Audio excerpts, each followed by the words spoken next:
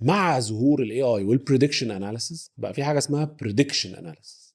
ده بقى اصعب شغلانه فيهم اللي هو الداتا ساينس، وانا هقول لكم كل واحده فيهم محتاجه ايه. مع التطور بتاع الداتا ومع فكره الاي اي بريدكشن والاناليسيس والحاجات دي كلها بقينا عايزين نتوقع ايه اللي هيحصل، فبيجي اصعب دور فيهم واكتر دور بيحتاج مجهود هو الداتا ساينس. الداتا ساينس ده وظيفته ايه؟ ان انا هبتدي احلل البيانات صح زي الداتا اناليتكس، بس هبتدي اتوقع ايه اللي ممكن يحصل.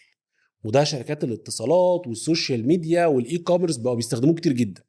ليه؟ عشان الراجل ده بيبتدي يبني حاجه اسمها موديولز جديده، بيبتدي يستخدم ماشين ليرنينجز معينه ان هو يتوقع انت كشركه مثلا هتبيع في الكوارتر الجاي عامل ازاي.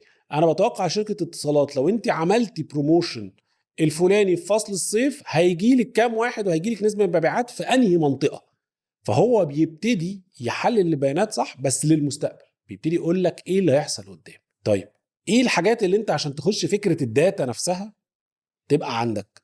داتا انجينير زي ما بقول لكم هو مجرد هو زي سيكوال ادمنستريتور كده او داتابيز ادمن. لازم اول حاجه تبقى فاهم السيرفرات كويس، فاهم كل الانجنز بتاعه الداتابيز، مايكروسوفت، اوراكل، اشهر ناس موجوده في السوق النهارده. فكره طبعا الكلاود داتابيز، ازاي تقدر تمنتين السيرفر ده ان هو يبقى شغال، حاجات اسمها هاي افيلابيلتي وحاجات كتير. بس ما بتتعاملش بالماثيماتكس او بالستاتستكس كتير.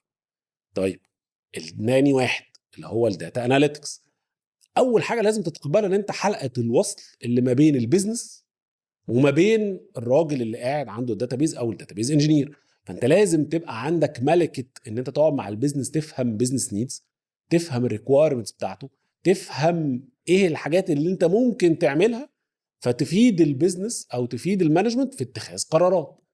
ريبورتات محدده ما كانتش موجوده، هقدر اربط علاقه ما بين انواع الداتابيزز المختلفه دي، فدي تطلع لي معلومه جديده الناس دي ما كانتش شايفاها.